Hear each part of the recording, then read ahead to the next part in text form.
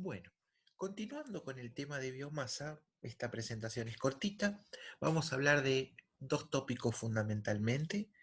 Una nos vamos a enfocar en el tema de residuos, algunas implicancias de la biomasa y algunos aspectos económicos relacionados a la misma.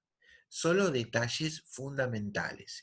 No vamos a explorar en profundidad cada uno de estos conceptos. Cuando hablamos de materias primas renovables y lo asociamos a la biomasa, también esa biomasa se asocia al uso de residuos como fuente de obtención de esta. Sabemos que en nuestro planeta se producen diariamente residuos, tanto en zonas rurales como en las grandes ciudades. En general, suelen ser de carácter orgánico, es decir, biomasa residual, y esta biomasa es necesario aprovecharla, ¿sí? Sin embargo, este tratamiento de residuos suele ser una actividad costosa y por lo tanto las instituciones públicas como las empresas privadas no han llevado a cabo con eficiencia estos aspectos. Esto se debe fundamentalmente a una falta de legislación y fundamentalmente de recursos disponibles para tal fin. No digo que no están los recursos, sino que no quieren utilizarse para ese fin. Esto genera una gran contaminación ambiental, obviamente. ¿Qué tipos de residuos podemos llegar a encontrar nosotros? Tanto rurales como urbanos. Cuando hablamos de residuos rurales, podemos encontrar residuos forestales provenientes de bosques, como ramas y cortezas. Eh, Incluso en las ciudades, hoy por hoy, se pueden encontrar ese tipo de residuos, ¿no? Como consecuencia de podas. Industrias de transformación primaria de madera. Este tipo de residuos de biomasa forestal fueron la principal fuente de energía para la humanidad durante siglos anteriores. Simplemente, con la aparición del petróleo y sus derivados, y debido a la comodidad del uso del petróleo, ¿sí? Se saca prácticamente de un único lugar con una reducción sustancial del proceso de recolección y transporte. Además, durante mucho tiempo se consiguió a precios muy accesibles, por lo tanto, el consumo de este tipo de biomasa descendió abruptamente. Tenemos también residuos ganaderos que fueron empleados durante muchos años como fertilizantes de suelo para la agricultura. Sin embargo, con el desarrollo de fertilizantes artificiales, los mismos quedaron en desuso. Normalmente estos residuos ganaderos son o contienen alto contenido de humedad. Por lo tanto, no se los puede utilizar para tratamientos térmicos, ¿sí? Para procesos térmicos, perdón, porque cuando uno los trata se gasta numerosa energía en evaporar el agua, ¿sí?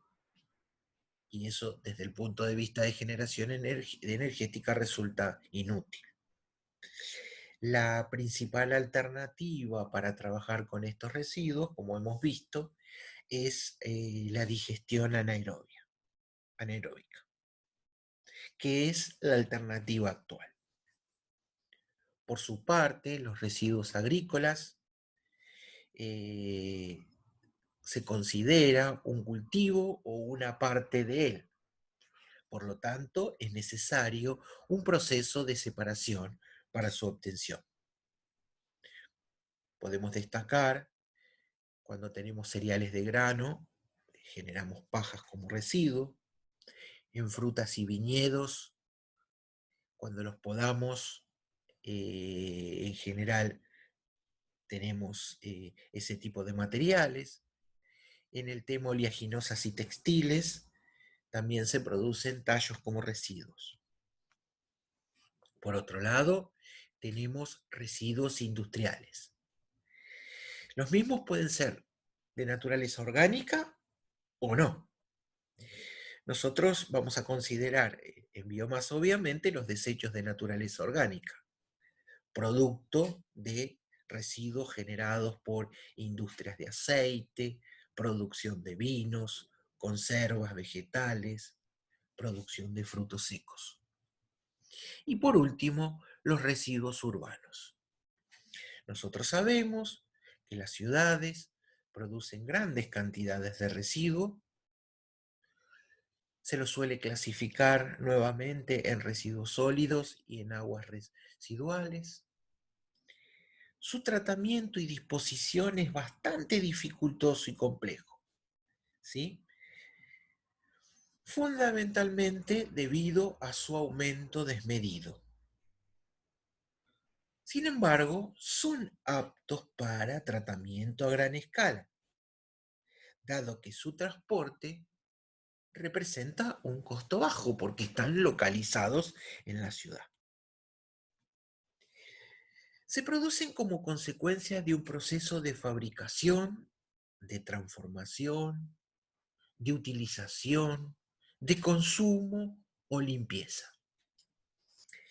La composición de estos residuos es variada y depende de varios factores.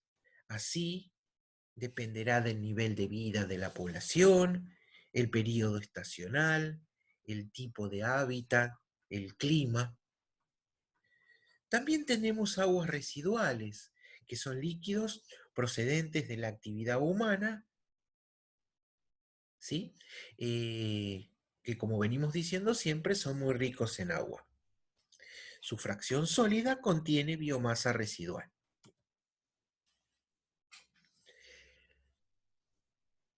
El aprovechamiento de un subproducto o residuo durante un proceso industrial o actividad humana, hoy por hoy, y ya lo venimos diciendo a lo largo de toda la presentación, es totalmente necesario.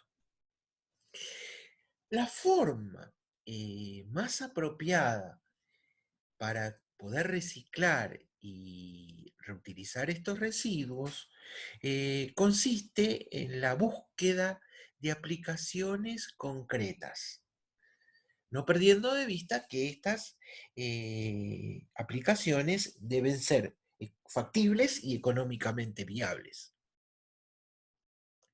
Para ello, debemos evaluar las características de estos materiales y estas transformaciones. En los distintos países han surgido distintas normativas que establecen marcos jurídicos concretos en relación a la utilización de estos residuos. Estas normas apuntan, por eso se relaciona bastante con la temática del curso, en la protección del medio ambiente y la salud humana, asociado a la prevención de los efectos tóxicos durante su producción. Pasemos ahora a ver algunas cuestiones relacionadas a la biomasa, un poco la perspectiva histórica y algunos conceptos relacionados a la economía asociada a la biomasa. Desde el punto de vista de la perspectiva histórica, nosotros sabemos que en la década de los 70 el petróleo era muy abundante y barato. Se desarrollaban continuamente productos petroquímicos, se estableció un boom de desarrollos aplicables a la síntesis orgánica, pero fundamentalmente no sustentable. Nuevos reactivos, nuevas reacciones, generando una química altamente contaminante. ¿Qué ocurrió en los 90? Estoy hablando de 90, no ahora.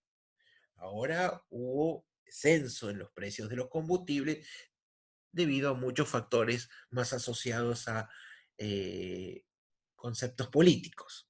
Pero hacia los años 90, el precio del petróleo comenzó a subir en forma desmedida. También para aquellas épocas hubo un aumento, ¿sí? Con la cumbre de Río y todo lo que vimos de los conceptos de desarrollo sustentable de la conciencia ambiental. Se comenzó a evaluar la perspectiva de que en algún momento los combustibles fósiles se iban a acabar. Se iban a acabar, no se sabe cuándo, pero pocos años o muchos años. Algunos dicen que muchos. Por lo tanto, se intentó dar una importancia creciente a las materias primas renovables y al desarrollo de procesos que reducen el uso o formación de productos peligrosos. Y ahí es donde empieza a interactuar o surge como disciplina para la química verde. Más del 95% de los productos que disponemos a diario, hoy por hoy, son derivados de productos fósiles, petróleo y carbón. Si miramos el 70 en comparación al 90, vemos que la época de obtención a bajo costo de estos recursos fósiles ya no es tan evidente. También, esto es a largo plazo, pero uno podría decir que con el tiempo el petróleo se va a volver más costoso y los recursos cada vez van a ser más limitados debido al crecimiento en su demanda. Asimismo, el uso desmedido de combustibles fósiles durante el siglo XX ha incrementado las emisiones de dióxido de carbono. El principal responsable, no solo él, del aumento de la temperatura media del planeta. Esta tendencia plantea oportunidades. La primera de ellas, el desarrollo de procedimientos para generar combustibles de bajo impacto ambiental a un precio comparable a los combustibles fósiles. Tarea nada sencilla. La utilización de biodiesel y bioetanol como aditivo de combustibles se está empleando desde hace tiempo, ¿sí? Todos estos detalles los van a ver más adelante con Diego. Por otra parte, es interesante el desarrollo de productos químicos que reemplacen a los productos obtenidos a partir de combustibles fósiles y que puedan llevarse a cabo a través de dos fuentes de carbono, la biomasa y ahí hay un pequeño error, dióxido de carbono, no monóxido, ojo, dióxido de carbono.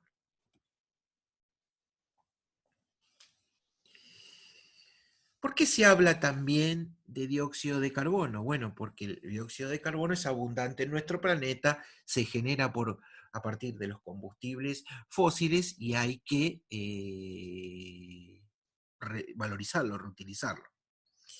Sin embargo, la transformación de dióxido de carbono en sustancias químicas de mayor valor agregado requiere de gran cantidad de energía.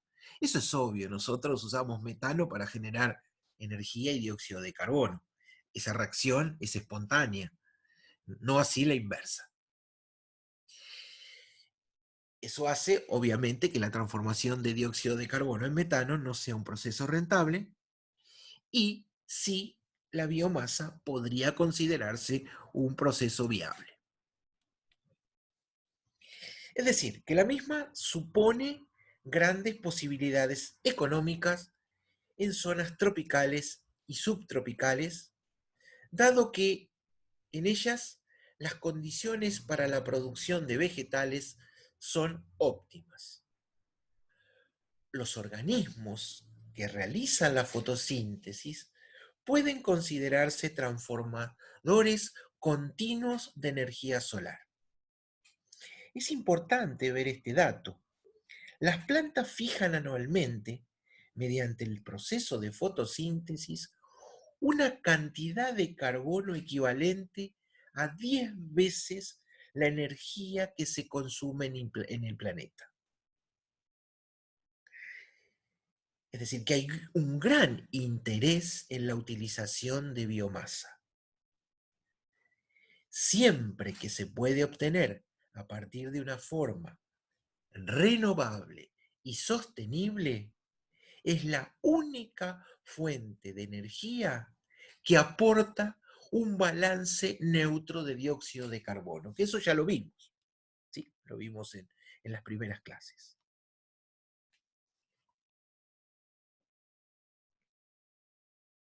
Los organismos que realizan la fotosíntesis se consideran, lo vuelvo a destacar, transformadores continuos de energía.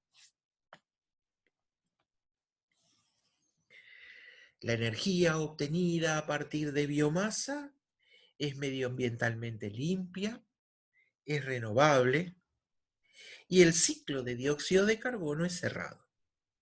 Además, como decimos, es limpia, tiene un mínimo contenido de azufre, cosa que no tienen los derivados del petróleo.